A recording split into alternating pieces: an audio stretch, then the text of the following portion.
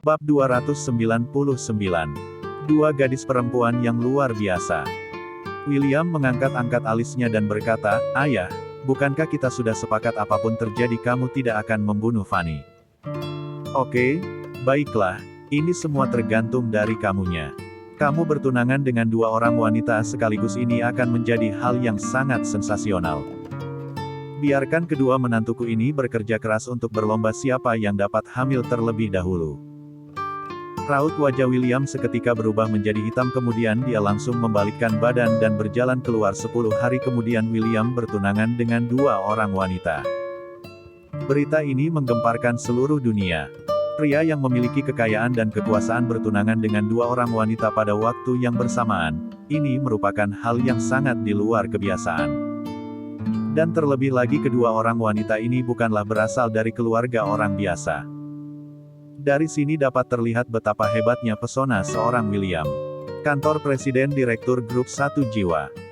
William menyuruh semua orang pergi, membiarkannya seorang diri berdiri di depan jendela sambil mengecilkan matanya dan berpikir. Terdiam untuk waktu yang lama. Kanza dipanggil masuk untuk menemani tuan muda dan setelah menemaninya selama setengah jam lagi, Kanza diam-diam melirik ke arah tuan muda dan didapatinya dia sedang diam-diam menghela napas. "Hai tuan muda," berkatalah sesuatu. "Kamu memanggilku ke sini lantas tidak berkata sepatah kata pun, hal ini membuatku menjadi cemas." "Aduh."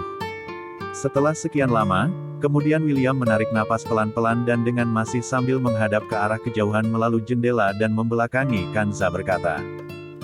"Pertunangan yang akan diadakan 10 hari ke depan, pasti ada media yang datang buat meliput." Kanza dengan segera mengangguk menghadap punggung William dan berkata, Pasti. Tuan muda, kamu sebenarnya ingin mengatakan apa? Tolong sampaikan. Aku berharap informasi mengenai pertunangan ini tidak disebarluaskan. Paling baik, sebelum pertunangan dilaksanakan jangan ada pemberitahuan apa-apa. Hari kedua setelah pertunangan, semua berita harus ditarik."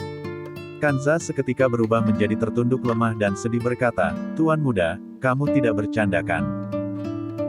Berita pertunangan Presiden Direktur Grup 1 Jiwa, dan terlebih lagi bertunangan dengan dua orang wanita dari keluarga terpandang bertunangan pada saat yang bersamaan. Merupakan berita yang sangat sensasional, bagaimana caranya bisa ditutup-tutupi. Berdasarkan prediksi bahkan hingga sebulan setelah pertunangan hal ini masih tidak akan berhenti diberitakan, semua tajuk utama di media massa masih akan dihiasi dengan pemberitaan mengenai pertunangan ini.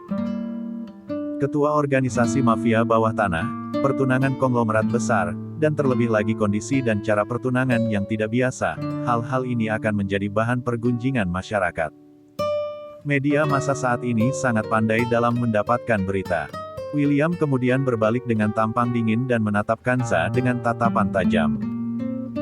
"Tidak peduli mesti menghabiskan berapa banyak uang, tidak peduli harus memerlukan usaha yang sebagaimana besar, harus melakukan apa yang aku perintahkan." Kanza dengan badan gemetaran dan suara ketakutan berkata, "Baik, tuan muda." Ketika Kanza baru saja keluar, William kemudian menghela napas panjang dan kemudian melemparkan dirinya duduk di kursi bosnya. Dia tidak takut mati, tidak takut pertempuran darah mempertaruhkan nyawa, tidak takut pertikaian bisnis yang saling menjatuhkan, dan bahkan wanita kejam seperti Juliana pun dia tidak takut. Dia cuma takut masalah pertunangan ini akan melukai Stella. Makhluk kecil yang masih polos itu apabila sekali dibuat kecewa maka akan selesai sudah, untuk bisa dapat mendapatkan hatinya kembali akan menjadi sangat susah. Setiap mengingat Stella, William menjadi sangat khawatir, dia memejamkan mata dan sepenuh tenaga menggunakan tangannya untuk menutupi wajahnya. Arggggh. Bagaimana caranya membuat Stella supaya tidak mengetahui perihal pertunangan ini? Menggunakan cara yang bagaimana? Siapa yang bisa membantu dia mengeluarkan sebuah taktik, maka dia akan membayarnya 10 juta yuan. Sebenarnya akan bertunangan dengan siapa dan akan menghasilkan sensasi yang seberapa besarnya, sebenarnya tidak menjadi hal yang dipedulikan oleh William. Dia semenjak kecil telah dikenal sebagai seorang yang sangat cuek, bagaimana orang yang mengomentarinya, bagaimana orang menilainya dia sama sekali tidak pernah memasukkannya dalam hati. Seolah-olah hatinya seperti sebuah es. Tetapi sekarang yang menjadi bahan pertimbangannya, bukanlah hal yang lain, hanyalah Stella. Gadis kecil itu masih sangat polos dan murni sekali, tidak boleh sampai terluka. 10 hari kemudian. Apakah ada sebuah cara agar Stella dalam 10 hari kemudian bisa dibawa pergi ke sebuah tempat yang tidak ada jaringan internet, tidak ada telepon dan tidak ada surat kabar? Yankee mereka adalah siswa yang memiliki peranan penting. Ada banyak hal yang mesti mereka urus di kelompok penelitian ataupun organisasi kampus. Setelah Yankee membantu Lina dan Stella membereskan barang-barangnya kemudian lalu pergi. Stella, bagikan aku nomor handphonemu, nanti aku menelponmu. Markma masih tidak beranjak juga, sekarang tinggallah dia sendiri yang berada di dalam asrama wanita. Stella seperti tiba tersihir tanpa sadar langsung segera memberitahukan nomor handphonenya kepada Markma. Markma menelpon ke Stella dan setelah Stella melihat ke handphonenya, tiba-tiba matanya langsung menjadi terbelalak. Wah, nomor handphonemu sangat penuh keberuntungan berurutan dari angka 1 hingga 6. Nomor handphone yang khusus seperti itu sama seperti nomor handphone William, setiap bulannya ada biaya tambahan yang perlu dibayarkan. Tidak disangka keluarga Markma sangat kaya raya. Hello, apakah ini juga bisa dikatakan sebagai sebuah masalah? Hal seperti ini bagi aku yang merupakan seorang pangeran komputer hanyalah seperti sepotong kue. Lantas, apakah kamu mengerti peretas? Stella kemudian menggeleng-geleng. Peretas. Markma tertawa kecil, tidak ada peretas terbaik manapun di dalam negeri Tiongkok yang dapat melampaui kemampuan aku. Gadis kecil ini seharusnya kali ini telah jatuh dalam genggamanku. Akhirnya Stella dengan gembira mengepalkan tangannya dan berkata, bagus-bagus kalau begitu kamu bantu aku untuk mendapatkan isi dari akun Kiki milik Lina.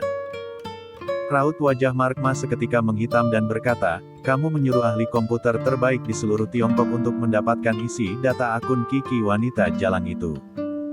Stella mengangguk dengan penuh antusias. Aku hanya ingin mengetahui apakah dia ada memberikan alamat penjual es krim vanila yang paling enak kepada orang-orang lainnya. Markma dengan cemberut berkata, hanya demi es krim vanila, bukankah kamu dapat langsung menanyakannya saja kepada dia? Dia tidak mau memberitahuku, dia memintaku untuk mentraktirnya bebek panggang, aku merasa tidak rela.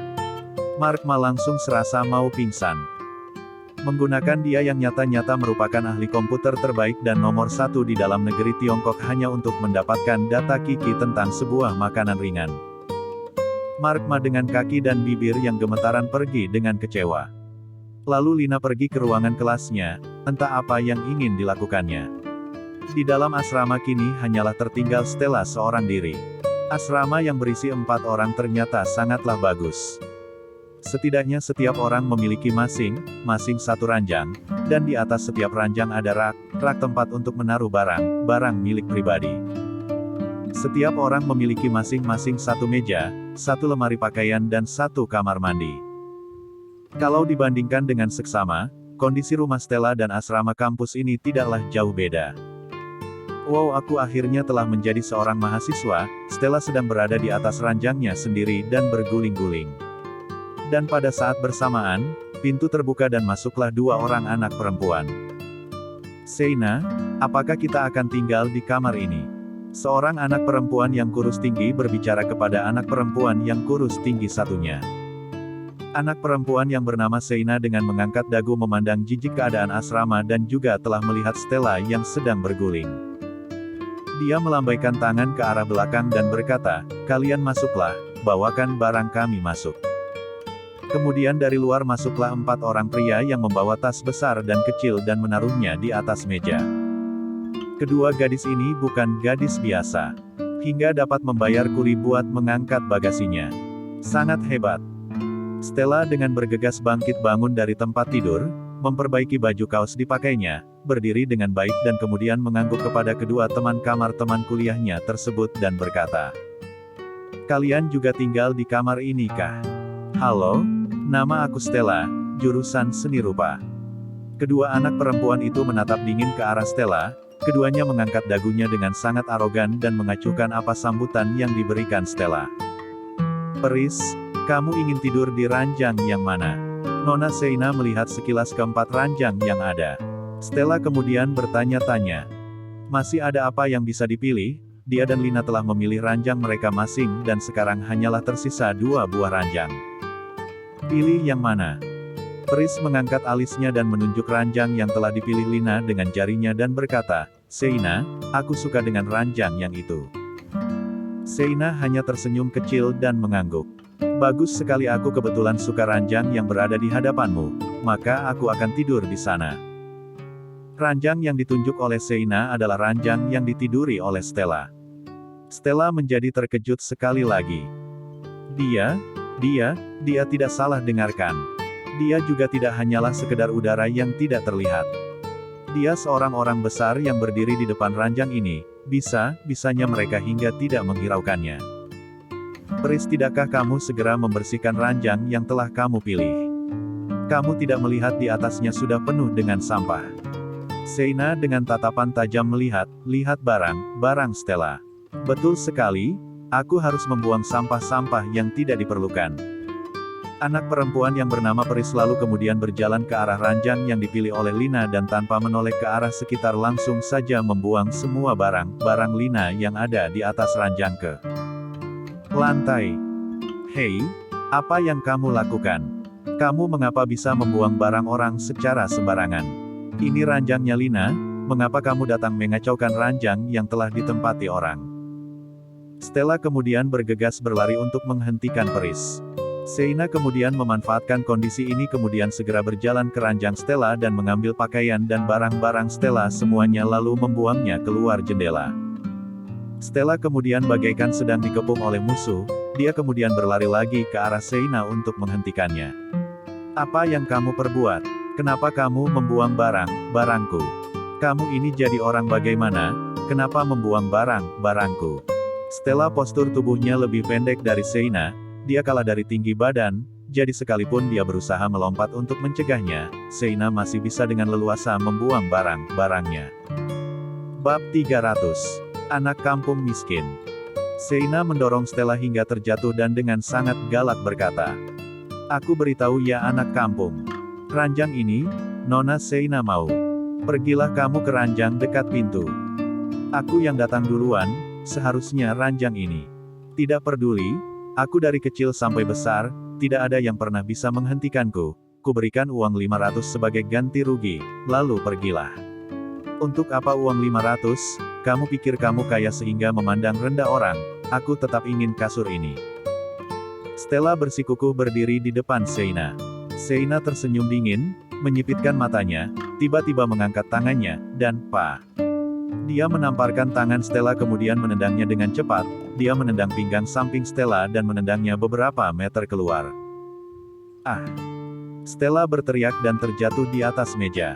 Dari cara Seina menendang, dia seperti biasa melakukannya, dilihat dari caranya menendang sangat terlatih. "Sekarang kamu bisa jujur katakan. Kali ini kamu masih bisa berani dengan aku Seina berebutan barang. Sudah bosan hidup. Hahaha." Pris juga mencubit pinggangnya dan terlihat sombong. "Hehehe, sangat keren, Seina, anak kampung miskin seperti ini seharusnya memang diberi pelajaran." Anak kampung miskin. Di mata kedua gadis ini, Stella adalah anak kampung miskin. Stella satu tangan memegang pinggangnya yang sakit, menghela nafas, mengerutkan wajahnya, sembari berteriak. "Kalian menggertak orang. Tempat tidur itu kami yang pertama ambil. Ini sungguh tidak masuk akal." Seina tertawa lepas menghadap ke atas. "Hahaha, sangat lucu. Bicara tentang masuk akal denganku. Kamu anjing buta. Tahukah kamu aku ini siapa? Aku Tuan Putri Seina. Kamu bisa bertanya-tanya, ada tidak yang berani dengan Nona Besar? Sejujurnya, kemanapun Nona Besar pergi, dia harus menggertak orang. Aku menggertakkan kamu, berarti aku memandang kamu." "Hah?" Kemudian Seina duduk di atas tempat tidur Stella dengan kasar, lalu melambai ke Pris berkata, "Ayo duduk, Pris, mulai dari sekarang, 2 tempat tidur ini milik kita." Ya, tentu saja, bersama Seina segala sesuatu harus diprioritaskan." Pris senyum dengan penuh kebahagiaan, dan duduk seperti ratu di ranjang milik Lina. Kebetulan melihat di atas ranjang Lina ada buku yang tebal kemudian dia mengambilnya dan membuang ke arah keluar pintu. "Aduh, apa ini yang mengenaiku? hampir saja membuatku mati." Dari luar pintu kamar terdengar Lina yang sedang menggerutu sambil memegang kepalanya yang membenjol karena kena timpukan buku, dan dengan muka heran dia melihat masuk ke dalam kamar. Dia memang pada dasarnya orangnya sangat temperamental, ditambah lagi ini tanpa alasan yang jelas dia diperlakukan seperti ini. Dia langsung berteriak dan menendang pintu kamar hingga terbuka dan pintu kamar menjadi tergoyang-goyang. "Siapa yang melakukan ini? Bajingan mana yang melakukan omong kosong macam ini?" Kepala Lina sudah memanas bagaikan ada sebuah bom yang sudah siap untuk meledak di kepalanya. Ini sudah membuatnya kehilangan kesabaran. Karena itu merupakan sebuah buku yang sangat dia sukai. Siapa yang beraninya mengambil buku keagungannya untuk dibuang keluar? Akan dia sikat. Lina dengan penuh kemarahan menengok ke dalam. Dia hanya melihat Stella dengan wajah pucat pasi bersandar pada meja, tangannya memegang pinggang bagian belakang seperti tampak ada bagian yang sakit. Dan di ranjang Lina ada duduk seorang wanita asing. Bukan hanya duduk di ranjangnya saja, tapi dia tiduran sambil mengangkat pahanya di atas ranjang sambil bergaya layaknya seorang bos besar. Dan ketika melihat ranjang Stella, dia melihat ada seorang wanita busuk yang sedang dengan seenaknya berbaring di atas ranjang Stella. Apa yang terjadi dengan situasi ini? "Lina, kepalamu tidak ada masalah kan?" Stella sambil menggosok belakang pinggangnya menanyakan kepada Lina dengan penuh cemas. "Usaha yang diperlukan hingga dapat membuang buku itu tidaknya kecil. Aku tidak ada masalah, cuma ada benjolan yang besar." Lina gelengkan kepala berjalan mendekati Stella sambil mengenyeritkan keningnya. "Stella, sebenarnya apa yang telah terjadi? Kamu kenapa? Kenapa wajahmu pucat seperti mayat?" Pada saat itu, terdengarlah Sheina yang sedang berbaring di atas ranjang kemudian bersenandung. Di ranjang yang satunya juga Pris kemudian ikutan melirik dan mencibir dengan tertawa sinis. Mata Stella langsung menjadi memerah. Tadi dia masih berusaha untuk mencoba menguatkan diriku, tapi setelah melihat teman baiknya, dia langsung segera terisak-isak dan berkata, "Lina, kamu datang sangat tepat waktu sekali." Mereka berdua. Setelah mereka datang mereka membuang semua barang kita berdua. Mereka mau tinggal di ranjang kita berdua. Aku pergi berusaha menghentikannya, dia malah memukulku. Stella ketika masih terisak-isak sambil berbicara, Lina sudah marah seperti seekor singa betina. Kedua matanya sudah seperti dipenuhi api membara, rambutnya sudah terangkat semua dan lengannya sudah sangat gatal ingin memukul. Kemudian dia berteriak, "Kalian berdua bajingan wanita. Kalian pikir kalian siapa? Berani-beraninya membuang barang nyonya besar. Hari ini aku akan membuat kalian babak belur." Lina menyingsingkan lengan baju, kemudian menyerang ke arah Pris. Anak perempuan ini yang mengambil bukunya dan membuangnya keluar hingga mengenai kepalanya. "Baiklah, aku akan memukulnya duluan." Pris ketakutan, dia tidak habis pikir ada wanita yang tanpa maki terlebih dahulu sudah langsung memukul. Dia langsung menjadi gemetar ketakutan dan melihat ke arah Sheina yang berada di hadapannya dan berteriak, "Sheina, tolong bantu aku. Tolonglah." Lina kemudian mendatangi ke arah samping Pris lalu melayangkan tinjunya dengan keras hingga akhirnya setengah wajah dari Pris menjadi bengkak. Sebenarnya Pris sudah berusaha untuk menghindar, tapi siapa sangka Lina anak perempuan itu sangatlah ganas dan kuat langsung menghalau tangan Pris dan melayangkan tinjunya segera. Dengan satu pukulan Pris langsung menjadi tertegun. Selanjutnya, langkah penyerangan Lina sudah menjadi seperti refleks langsung mengalir mengikuti arus ke proses selanjutnya. Awalnya dia menekan tubuh Pris dan kemudian kedua kepalan tangannya menonjok wajah dan tubuh Pris secara bergantian. "Aku pukul kamu sampai mati. Kamu beraninya mengganggu nyonya besar. Pukul kamu sampai mati. Biarkan kamu langsung pergi menghadap yang kuasa. Pukul. Lina sambil memukul dia juga sambil berteriak dengan geram untuk melampiaskan amarahnya.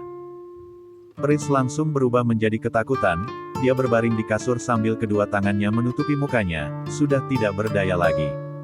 Sheina di sisi seberangnya yang melihat kondisi yang tidak baik ini, langsung berteriak dan melompat dari ranjang. "Kamu bangun. Kamu tidak boleh memukul Pris. Nyalimu terlalu besar. Berani-beraninya mengganggu teman nona besar." Sheina ingin menendang punggung Lina, Stella melihatnya langsung pergi menyambarnya. Langsung menyambar ke arah Sheina tanpa pikir panjang, hingga akhirnya mendorong dan menekan jatuh badan Sheina ke lantai. Aduh, kamu wanita jalang ini. Wanita iblis. Kamu tunggu. Aduh, bokongku. Stella tadi segera bergegas menyambar ke sana karena tidak ingin sampai punggung Lina terluka. Setelah menabrakkan dirinya dan terjatuh sekarang kepala Stella menjadi pusing seperti sedang berputar-putar, dia bahkan sudah tidak dapat berdiri dengan seimbang.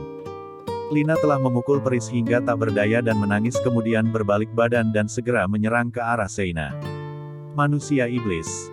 Kamu beraninya mau berpikir untuk menyerang Nyonya Besar. Nyonya Besar akan kasih kamu merasakan tendangan maut hingga kamu babak belur. Lina kemudian menarik Stella dan berusaha menjauhkannya. Ketika sedang berusaha mau menaiki punggung Sheina seperti gaya menunggang kuda, Sheina menendang perut Lina hingga Lina terlempar jauh sejarak beberapa meter. Sheina kemudian berdiri tegak dan berteriak dengan beringas kemudian pergi menyerang Lina. Lina bisa dikatakan sebagai wanita yang sangat gagah perkasa ketika duduk di bangku SMA. Tidak ada wanita yang seperti dia begitu ganasnya dan juga tidak banyak yang bisa akrab dengannya. Oleh sebab itu Lina selalu menganggap dirinya sendiri satu-satunya yang merupakan seorang pendekar wanita. Tetapi, ketika hari ini dia melihat kekuatan Sheina wah sangat luar biasa, wanita ini benar-benar berani mati. Lina kemudian menjadi sedikit panik. Kali ini Sheina mengangkat kakinya dan langsung melayangkannya. Ah, hati-hati Lina. Stella kaget hingga berteriak. Lina mundur beberapa langkah dan berhasil menghindari tendangan ini.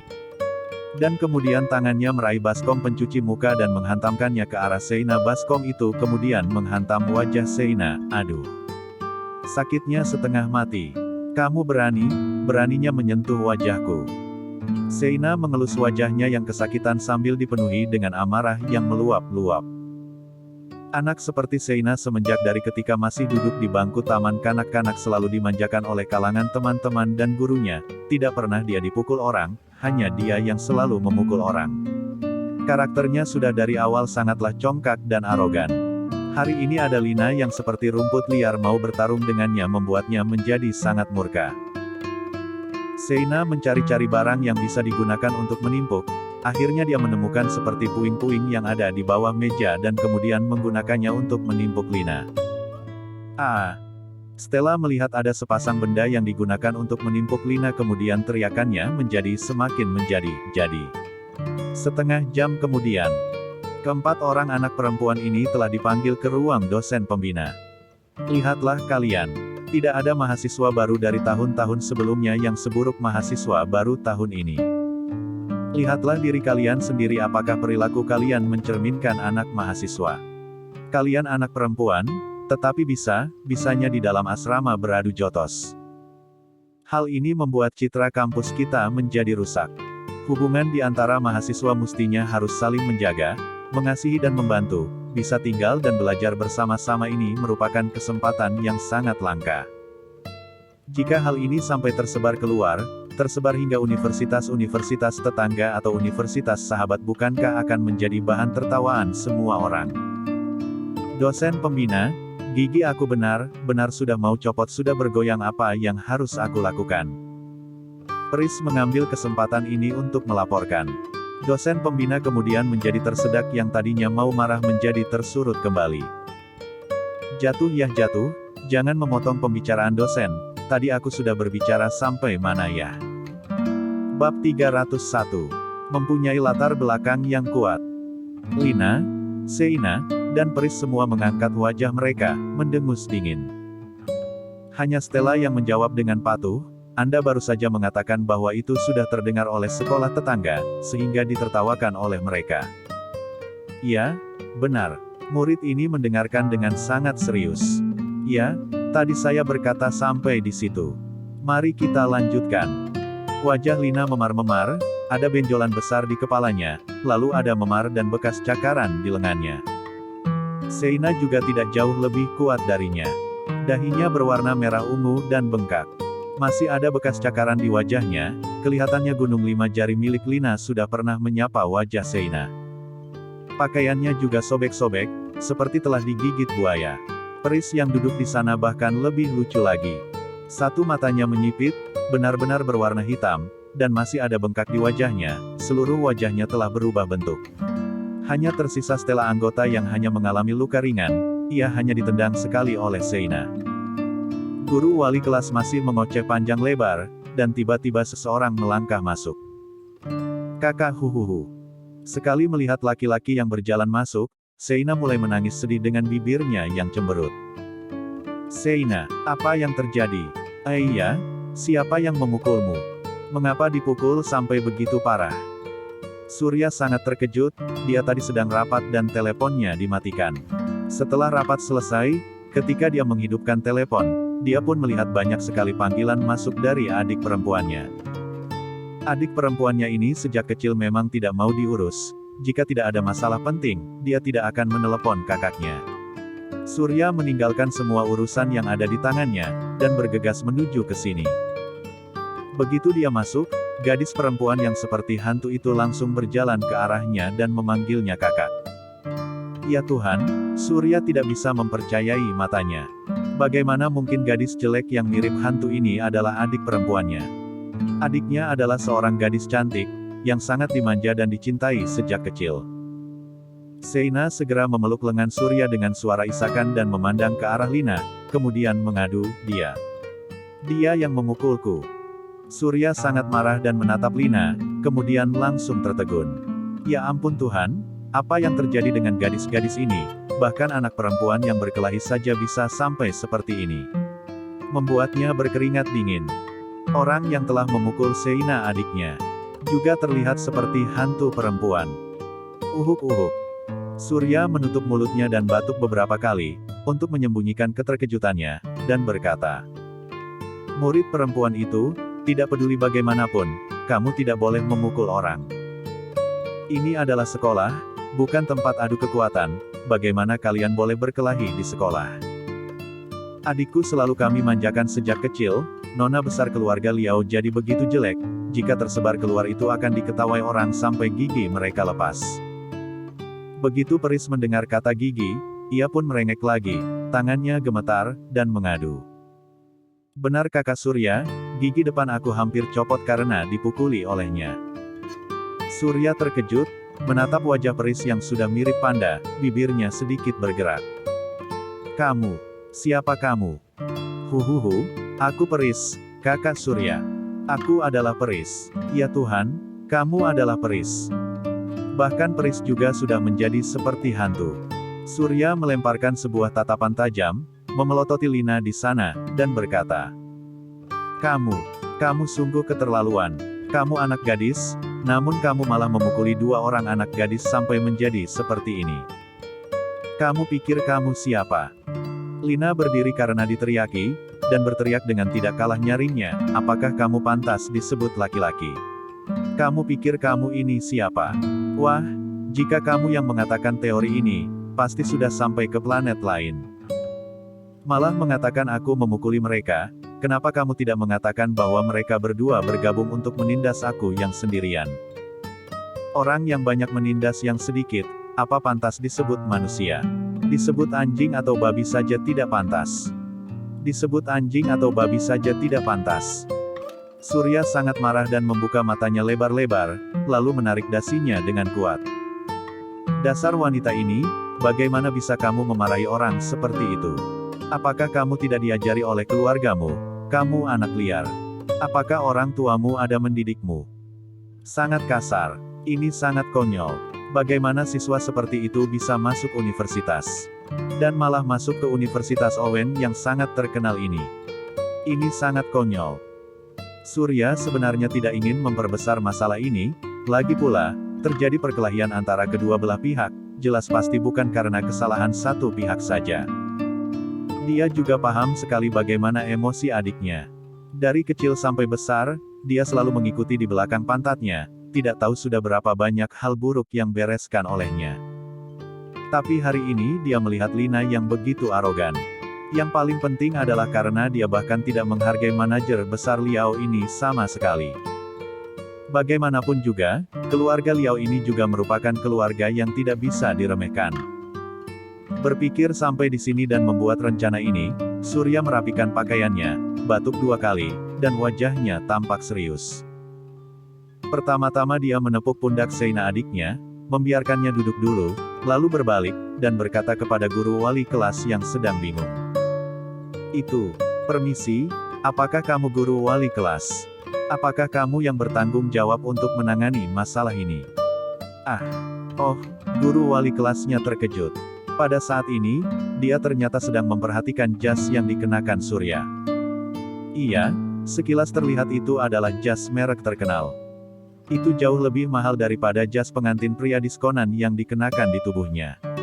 Orang kaya. Aku adalah kakak dari korban Seina, dan aku merasa sangat tidak puas dengan apa yang terjadi di sekolah Anda. Anak ini aku kirim ke sekolah Anda untuk belajar, bukan untuk dipukuli. Aku harap sekolah harus mengambil tindakan dengan memberikan hukuman yang berat agar ini efektif. Mengenai siswa yang memukul adik perempuanku ini, aku menyarankan agar sekolah segera mengeluarkannya dari sekolah. Orang yang seperti ini jika tetap tinggal di Universitas Owen yang terkenal ini, itu benar-benar hanya akan membuat malu sekolah. Kata-kata itu menusuk, kalimatnya sangat tajam. Ujung jarinya langsung mengarah pada Lina. Lina sangat kaget, langsung berjalan menghampiri Surya dengan emosi, dan berteriak. Apa yang kamu omongkan? Apakah itu omongan seorang manusia?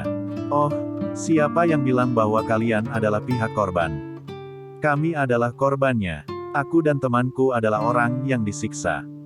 Adikmu yang seenaknya, dia yang merebut tempat tidur kami, dan dialah yang mulai memukul duluan. Perang ini dimulai oleh adikmu. Telinga Surya berdengung karena suara Lina yang sangat nyaring, kelopak matanya terus berkedut, dia menatap sengit pada Lina, dan berkata, "Kenapa? Melihatmu seperti ini, apakah kamu masih ingin berkelahi? Aku biasanya tidak memukuli wanita, tetapi jika aku bertemu dengan orang murahan yang membuatku merasa jijik, aku tidak akan sungkan." Apa? Kamu memarahi aku? Kamu memarahi aku murahan? Kamu yang murahan. Seluruh keluargamu adalah orang murahan. Keluargamu dari yang tua sampai yang muda semua hidup dengan murahan. Kurang ajar. Dasar tidak tahu diri. Surya berteriak dan mengayunkan tinjunya dengan keras. Ah! Stella menjerit. Suara itu nyaring dan tiba-tiba, sehingga Surya tertegun, dan pada saat dia sedang tertegun, Stella menarik Lina mundur beberapa langkah. Stella berdiri di depan Lina, membusungkan dada seperti seekor burung besar, dan berkata, "Kamu juga tidak boleh sembarangan memukul orang. Jika ada urusan silahkan dibicarakan baik-baik." Surya menahan emosinya, menatap tajam pada Lina, dan menatap Stella juga.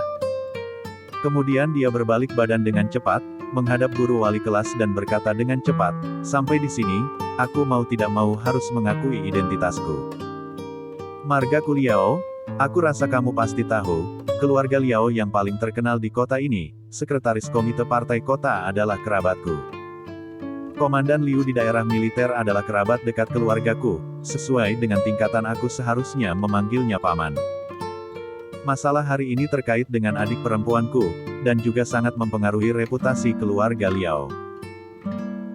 Aku tidak peduli bagaimana hal itu bisa terjadi, pokoknya adikku terluka parah sekarang. Jika masalah ini sampai ke telinga Komandan Liu dan sekretaris komite partai kota, masalah ini pasti akan menjadi masalah besar, sehingga sekretaris komite universitas kalian pasti juga akan dibubarkan. Tentu saja, aku juga tidak ingin memperbesar masalah ini, aku juga tidak ingin menambah masalah untuk pihak sekolah. Begini saja, selama sekolah menghukum siswa yang memukul ini dengan berat dan mengeluarkannya, maka aku tidak akan lagi memperpanjang masalah ini. Kalau tidak, aku akan membuat masalah ini menyusahkan sekolahmu." Suara hela napas dikeluarkan oleh dua orang secara bersamaan. Satunya adalah guru wali kelas.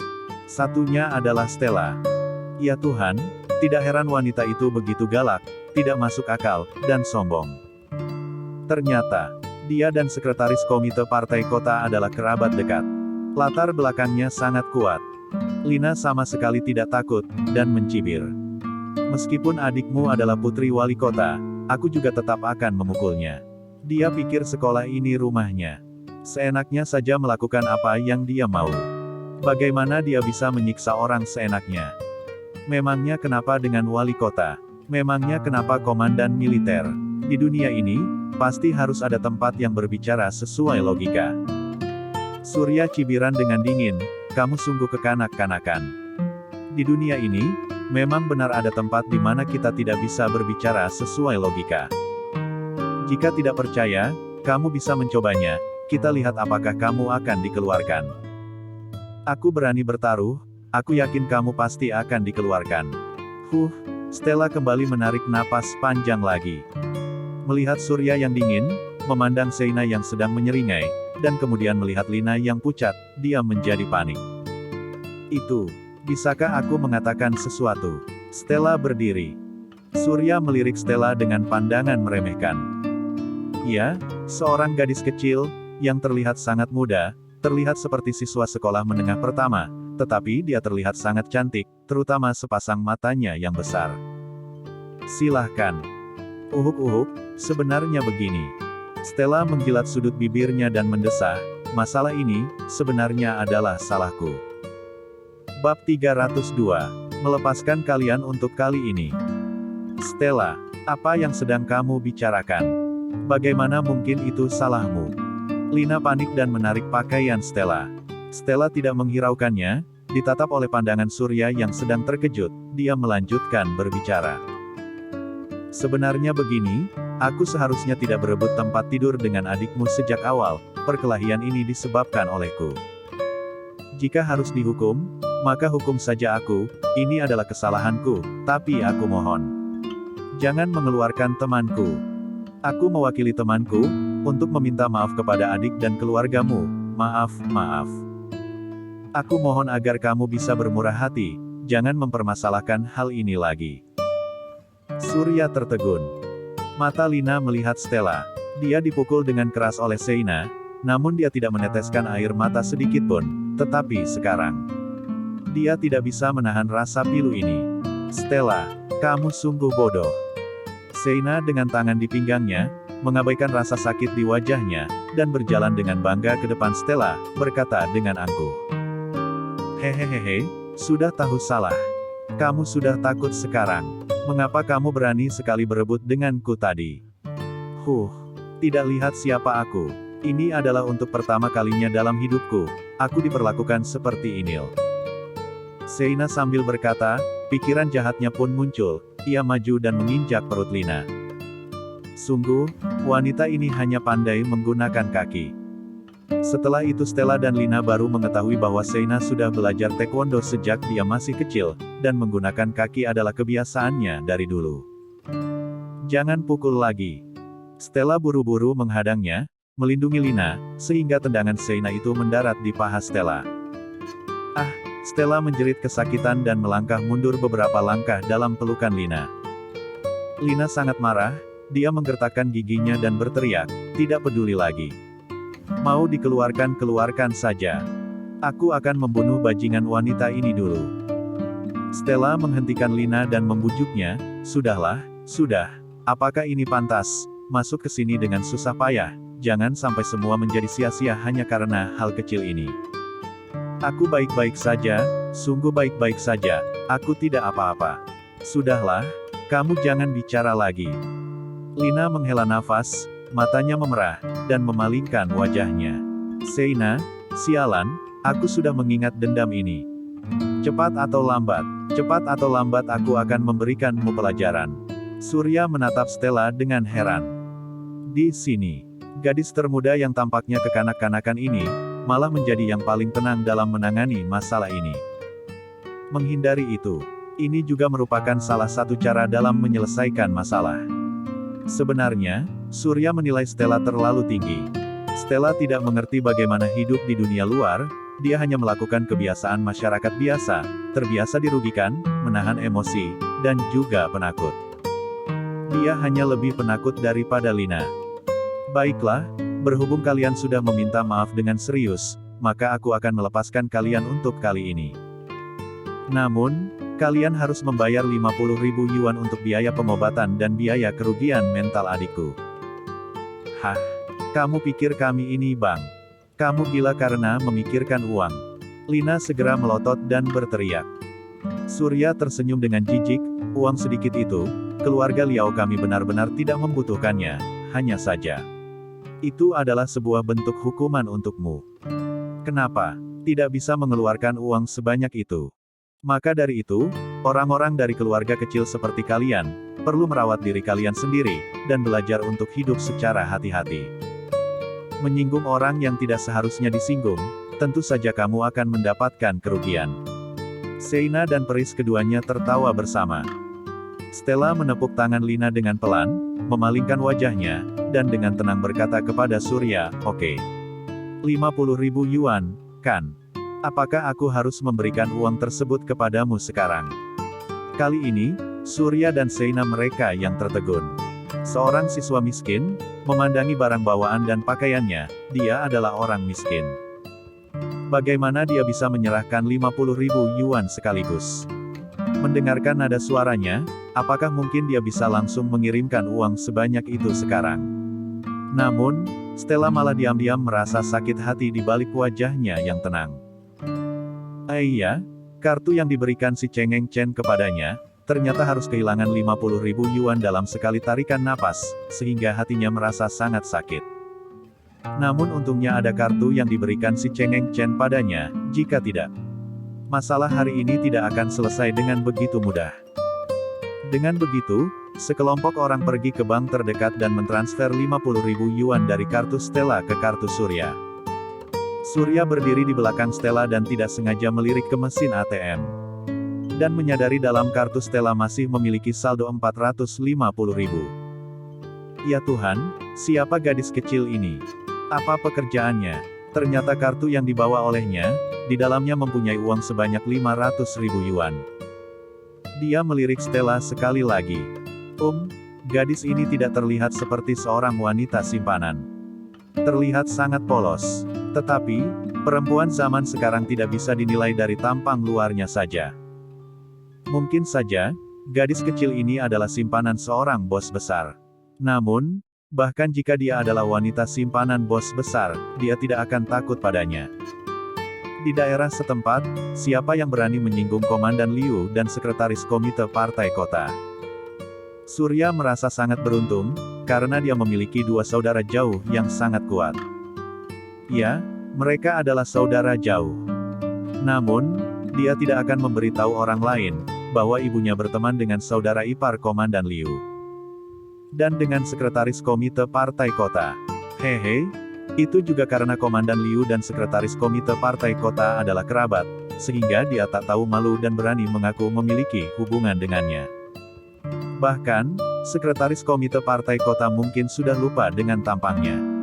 Setelah mengirim uang dari bank, Stella dan Lina berjalan bersama dengan kepala tertunduk.